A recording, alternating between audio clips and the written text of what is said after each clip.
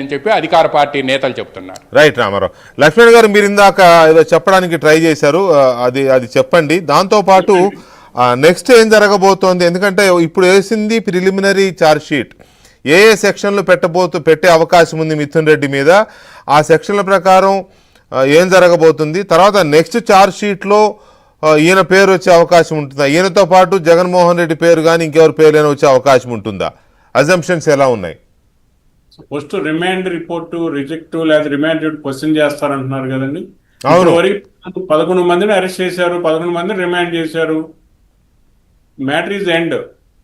ఇక remand question చేసే question అంటే వాళ్ళకి లేని ఒక ప్రొటెక్షన్ ఈయనకు ఉంది కదా, పార్లమెంట్ సభ్యుడు కదా. అసలు అది క్వశ్చనే కాదు, అసలు అది రూలే కాదు. దాని మీద యాక్ట్ ఎక్కడ పార్లమెంటు సభ్యుడైన అలాంటి రిజర్వేషన్స్ ఏం లేవా? అసలు సమస్య లేదు. చట్టం ముందు అందరూ సమానమే.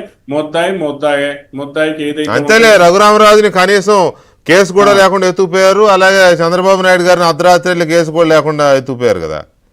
రెండో అంశం, మీరు సెక్షన్ ఆఫ్ లా సంబంధించి లైఫ్ ఇంప్రిజన్మెంట్ వరకు కూడా ఉంది. 109, 120B IPC. అట్లాగే PC act 7A, 13(1)B, 13(2) of PC act. దీనికి సంబంధించి కూడా అప్ టు 10 years వరకు కూడా కనిపిస్తుంది. ఇందాట్లో మన విద్యాసాగర్ గారు చెప్పినట్టు గ్రావిటీ ఆఫ్ అఫెన్స్. అంటే ఏదైనా మర్డర్ కేసుకైనా కొంత ఏదైనా కోర్టు అటు ఇటుగా ఆలోచించుద్దేమో కానీ బెయిల్స్ విషయంలో తర్వాత ట్యాంపర్ చేయరు. అది ఇచ్చింది ఫ్యాక్షన్ లోనో లేకపోతే ఇచ్చింది కుటుంబంలో జరిగిన అంశాల మీద ఉన్నటువంటి అంశంలో బెయిల్స్ ఇస్తారేమో కానీ ఆర్థిక నేరాలకు సంబంధించి it is a serious offence కింద ట్రీట్ చేసి దేశానికి దెబ్బ కొట్టేటువంటి ఒక సీరియస్ అఫెన్స్ గా తీసుకున్నటువంటి, దేశానికి వ్యతిరేకంగా తీసుకున్నటువంటి అఫెన్స్ గా భావించే సుప్రీంకోర్టు రిపీటెడ్ గా కూడా చెప్తున్నటువంటి అంశం. ఆర్థిక నేరాల్లో బెయిల్ అనేది ఇయ్యొద్దు అని చెప్పి చాలా స్పష్టంగా కూడా సుప్రీంకోర్టు పలు కేసుల్లో కూడా చేసినటువంటి, దాంట్లో జగన్మోహన్ రెడ్డి గారు కూడా అదే దిశలో 16 నెలలు ఉండడానికి కూడా ఆర్థిక నేరమే సంబంధించి దానికి సరిపోయింది. అదే ఆ బ్యాలెన్స్ అక్కడే మీకు రిజల్ట్ వచ్చేసినటువంటి విధానం.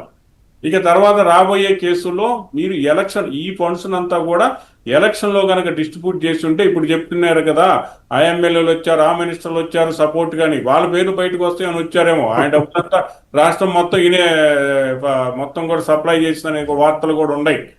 మరి ఇక్కడ అవి కూడా వస్తాయి, డెఫినెట్ గా వస్తాయి. ఈ పాలసీ మ్యాటర్ లో చేంజ్ చేసేటప్పుడు మీకు తెలిసిన విషయమే. పాలసీ మ్యాటర్ ఎవరు చేంజ్ చేశారు? సీఎం లెవెల్లోనే జరిగింది, నోట్ ఫైల్ రూపంలోనే జరిగింది.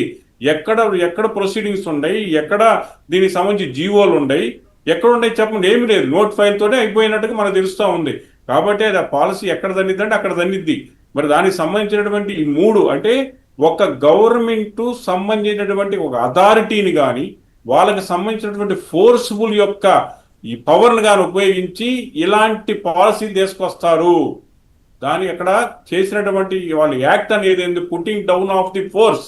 ఆ ఫోర్స్ ఏదైతే ఉపయోగించారో, ఏ అథారిటీ అయితే ఉపయోగించారో ఆ దిశలో జరిగినటువంటి బ్రాండ్స్, రిపీటెడ్ బ్రాండ్స్ ని కూడా మొత్తం కాజేసేసి వాళ్ళకు కావాల్సిన బ్రాండ్స్ మొత్తం తీసుకొచ్చిన విధానం ఏదైతే ఉందో, ఆ బ్రాండ్స్ 8 బ్రాండ్స్ ఏదైతే 8 కంపెనీలకు సంబంధించి తీసుకొచ్చారు, 5 కంపెనీలకు సంబంధించి పూర్తిగా డిస్ట్రాయ్ చేసినటువంటి డేటాతో సహా వాళ్ళు రివ్యూ చేసి వాళ్ళ దగ్గర ఉన్న APCA దగ్గర ఉన్న మెటీరియల్ రివ్యూ చేసి ఆ రోజు కేసు పెడతాం జరిగింది.